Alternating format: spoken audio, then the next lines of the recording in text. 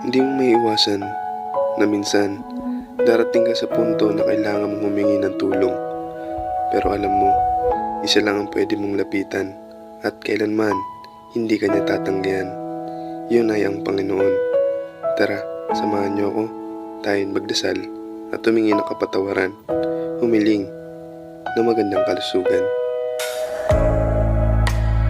Today, pupunta tayo ng Padre Pio para magsimba at isasama ko kayo sa biyahe natin. Ligo ko lang at kaka-prepare ko lang din. Susunduin natin yung nanay ko doon at yung pamangking ko. So magmumotor kami papuntang Padre Pio. So tara, punta na tayo. Gamitin natin motor is yung motor ng kapatid ko, yung Bodge. Ito, tain yung motor natin. Ay, so ito yung motor na gagamitin natin at ayan,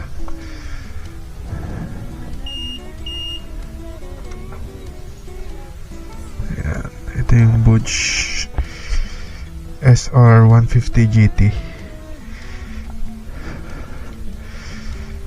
So painitin na natin. Ayaw kumanta. Kaya paano yan, ayaw umilaw ng panel mo? Ayaw umilaw ng panel mo. Ay, tapos may TCS sa shot. Ibig sabihin ng traction control. So, ipindutin mo muna yan. Tapos ganoon. I see. Saan natin, Jasmine? Ay, pag hindi ka sanay eh. So gamit natin tong Bodge ng kapatid ko para test drive na rin at the same time ay pupunta na rin tayo ng Padre Pio para magsimba.